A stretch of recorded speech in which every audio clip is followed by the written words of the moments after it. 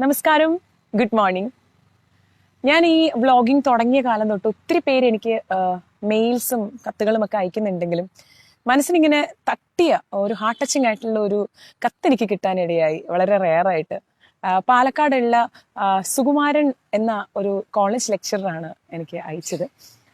ഇത് അദ്ദേഹത്തിന്റെ ജീവിത കഥയാണോ അതോ അദ്ദേഹം വേറെ ആരുടെയെങ്കിലും ഒരു കഥ എന്നോട് പറഞ്ഞതാണോ എന്ന് ആ കത്തിൽ മെൻഷൻ ചെയ്തിട്ടില്ല. പക്ഷേ ഈ കത്ത്, അതായത് ഈ ഒരു കഥ തുടങ്ങുന്നത് ഒരു 32 വയസ്സുള്ള ഒരു യുവാവിന്റെ ഒരു കഥയോട് കൂടിയാണ് തുടങ്ങുന്നത്. എനിക്ക് ഒത്തിരി എന്നെ ഇങ്ങനെ ഹൃദയത്തിൽ ഇങ്ങനെ സ്പർശിച്ച ഒരു കഥയായിപ്പോയി.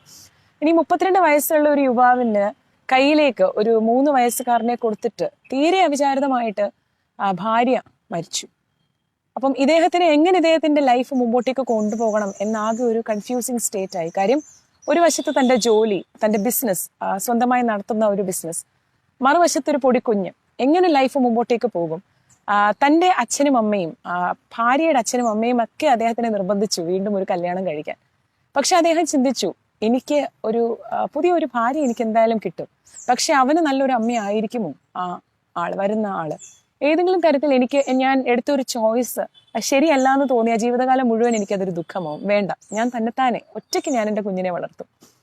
അങ്ങനെ അദ്ദേഹത്തിന്റെ ഓഫീസിൽ കുഞ്ഞിനെ കൊണ്ടുപോയി. കുഞ്ഞിനെയും എല്ലാം ഓരോന്നോരോന്നായിട്ട് കൊച്ചു കൊച്ചു കാര്യങ്ങൾ കുഞ്ഞിനെ പഠിപ്പിച്ചു. വളരെ നല്ല സ്വഭാവമുള്ള, അച്ഛൻ്റെ ഒപ്പം നിൽക്കുന്ന, അച്ഛനെ ഏറ്റവും അധികം സപ്പോർട്ട് ചെയ്യുന്ന ഒരാളായ കുഞ്ഞ് വളർന്നു.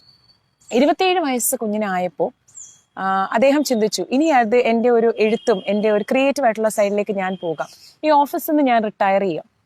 ഇങ്ങനെ വിചാരിച്ച് അദ്ദേഹത്തിന്റെ കുഞ്ഞിനെ ഈ ബിസിനസ് എല്ലാം ഏൽപ്പിച്ചു. വളരെ പ്രൊഫഷണലായി കുഞ്ഞിത് ചെയ്യുന്ന കണ്ടിട്ട് അച്ഛൻ പാടെ ആ ഒരു ഓഫീസിൽ നിന്ന് തന്നെ മാറി തൻ്റെ വീട്ടിലേക്ക് ആയി തുടങ്ങി. തൻ്റെതായിട്ടുള്ള ആ ഒരു കവിതയുടെ ലോകത്തിലേക്ക് മാറി തുടങ്ങി. കുഞ്ഞിനെ കല്യാണം കഴിപ്പിച്ചു. വളരെ നല്ല സ്വഭാവമുള്ള ഒരു മരുമകൾ. അങ്ങനെ നന്നായിട്ട് ഇങ്ങനെ ജീവിതം ഇങ്ങനെ മുമ്പോട്ട് പോകുന്ന സമയത്ത് ഒരു ദിവസം അദ്ദേഹം ഇങ്ങനെ ബ്രേക്ക്ഫാസ്റ്റ് കഴിക്കാനായിട്ട് ബ്രേക്ക്ഫാസ്റ്റിന്റെ ടേബിളിൽ അദ്ദേഹം ഇങ്ങനെ ഇരുന്ന് അദ്ദേഹത്തിന്റെ രാവിലത്തെ ആഹാരം ഇങ്ങനെ കഴിക്കുന്നതിന്റെ ഒപ്പം ഇദ്ദേഹത്തിന് ഒരു ശീലമുണ്ട്. എപ്പോൾ അദ്ദേഹം ആഹാരം കഴിച്ചു കഴിയുന്നു അത് കഴിഞ്ഞിട്ട് ഇദ്ദേഹം ഒരു ബോൾ ഫ്രൂട്ട്സ് കഴിക്കും. അങ്ങനെ ഇദ്ദേഹം ഈ ആഹാരം കഴിച്ചു കഴിഞ്ഞിട്ട് മരുമകളോട് പറഞ്ഞു, മോളെ എനിക്ക് ഫ്രൂട്ട്സ് കൊണ്ട് തരണേ എന്ന് പറഞ്ഞു. അപ്പം മരുമകൾ പറഞ്ഞു, അയ്യോ അച്ഛാ, ഫ്രൂട്ട്സ് തീർന്നല്ലോ, എന്നോട് ക്ഷമിക്കണേ. അപ്പം ഇദ്ദേഹത്തിനൊന്നും തോന്നിയില്ല. ഇതിപ്പോൾ അതിന് കുഴപ്പമില്ല, നാളെ ആക്കാം എന്ന് പറഞ്ഞ് ഇദ്ദേഹം ആഹാരം കഴിച്ചു. ഇദ്ദേഹത്തിന്റെ മുറിയിലേക്ക് അദ്ദേഹം കയറിപ്പോയി. കുറച്ചു കഴിഞ്ഞ്, സാധാരണ ഇദ്ദേഹം ആഹാരം കഴിച്ച് മുറിയിലേക്ക് കയറിപ്പോയി കഴിഞ്ഞിട്ടാണ് ഈ മകനും മകളും ആഹാരം കഴിക്കുന്നത്. അപ്പൊ അങ്ങനെ അച്ഛൻ മുറിയിലേക്ക് കയറി കഴിഞ്ഞപ്പോൾ മരുമകളും മോനും ആ ടേബിളിലേക്ക് വന്നിരുന്നു. മോനിപ്പോ ഇതെല്ലാം കുറച്ച് ദൂരത്ത് നിന്ന് ഇതൊക്കെ കാണുന്നുണ്ടായിരുന്നു കേട്ടോ. അപ്പൊ ഇവർ ഈ കഴിക്കാനിരിക്കുന്നതിനിടയ്ക്ക് പെട്ടെന്ന് 2 ബോളിൽ ഇദ്ദേഹം ഫ്രൂട്ട്സ് ആയിട്ട് ഈ മരുമകൾ അവിടെ കൊണ്ടങ്ങ് വെക്കും. അതായത് മോനും മരുമകൾക്കുമായിട്ട്. അപ്പൊ ഇവനിങ്ങനെ ഒന്ന് നോക്കും. അപ്പൊ ഇവള് തന്നെത്താനെ പിറുപിറുക്കുന്നുണ്ടോ, ആകെ പഠിച്ചിരേ ഉള്ളൂ, ഇതൊക്കെ മതി ഇങ്ങനെ പറയുന്നുണ്ട്. മോനാണെങ്കിൽ ഇതൊന്നും കണ്ട ഭാവം നടിച്ചില്ല. ഞാൻ അച്ഛന് നീ കൊടുക്കാത്തത് കണ്ടെന്നോ അല്ലെങ്കിൽ നമുക്ക് മാത്രമായിട്ട് എന്തിനാണ് ഇത് വെച്ചതെന്നോ ഒന്നും ചോദിച്ചില്ല. പുള്ളി ഇത് അറിഞ്ഞതായിട്ടേ ഭാവിച്ചില്ല. പുള്ളി ആഹാരം കഴിച്ചു, എഴുന്നേറ്റു, അദ്ദേഹത്തിന്റെ ഓഫീസിലേക്ക് പോകാനുള്ള തയ്യാറെടുപ്പ് നടത്തി. ഓഫീസിലിരുന്ന് അദ്ദേഹം അന്ന് രാവിലെ മുഴുവൻ ചിന്തിച്ചു, എന്താണ് ഞാൻ ഇതിനൊരു പോംവഴിയായിട്ട് കാണേണ്ടത്, എങ്ങനെയാണ് ഞാൻ ഇതിനൊരു റെമഡി കാണേണ്ടത്. ഒന്നും അറിയാത്ത അച്ഛൻ ഇങ്ങനെയൊക്കെ ഇരുന്നിട്ട് പിറ്റേ ദിവസം രാവിലെ അച്ഛൻ്റെ കവിത എഴുതുന്ന റൂമിലേക്ക് ഇദ്ദേഹം ചെന്ന് അച്ഛൻ്റെ കയ്യിലേക്ക് ഒരു എൻവലപ്പ് ഇദ്ദേഹം കയ്യിൽ കൊടുക്കും. അച്ഛൻ ചോദിക്കും, എന്താ മോനെ ഇത്? അപ്പം തുറന്നു നോക്കുന്നതിന് മുമ്പ്, അച്ഛാ, ഞാൻ ഈ പറയുന്ന കാര്യം അച്ഛൻ സമ്മതിച്ചുകൊണ്ട് മാത്രം വേണം അച്ഛൻ ഈ ഒരു എൻവലപ്പ് തുറക്കാമെന്ന് പറയും. അച്ഛൻ എന്താണ് എന്നറിയാതെ അച്ഛൻ ശരി ഞാൻ സമ്മതിച്ചു എന്ന് പറഞ്ഞിട്ട് അച്ഛൻ ഈ എൻവലപ്പ് തുറക്കുമ്പോൾ എന്താണ്, അച്ഛൻ്റെ അച്ഛന്റെ തന്നെ സ്വന്തം സ്ഥാപനത്തിലേക്ക് തിരിച്ചു വീണ്ടും ഒരു മാനേജിങ് ഡയറക്ടറായിട്ട് അപ്പോയിന്റ് ചെയ്തുകൊണ്ടുള്ള ഒരു ഫോമായിരുന്നു. മോൻ പറഞ്ഞു, അച്ഛനായിരിക്കണം എൻ്റെ ഓഫീസിൽ അധികാരിയായി ഇരിക്കേണ്ടത്. അച്ഛൻ അവിടെ അച്ഛൻ്റെ കവിതയായിട്ടുള്ള ഒരു ലോകത്തിലേക്ക് തന്നെ അച്ഛൻ ഇരുന്നോളൂ. പക്ഷെ എന്നും രാവിലെ അച്ഛൻ എൻ്റെ ഒപ്പം വന്ന് അച്ഛനായിരിക്കണം ആ ഓഫീസിൽ ഉടമസ്ഥനായി ഇരിക്കുന്നത്. ഞാൻ അവിടെ വെറും ഒരു തൊഴിലാളിയായി ഞാൻ മാറിക്കോളാം. അച്ഛൻ അന്താളിച്ചു പോയി, ഇതെന്താണ് പെട്ടെന്ന് ഇങ്ങനെ ഒരു തീരുമാനം? അപ്പൊ മോൻ പറഞ്ഞു, അച്ഛാ, എന്നും എൻ്റെ അച്ഛൻ മരിക്കുന്നിടം വരെ എൻ്റെ അച്ഛന് വാല്യൂ വേണം.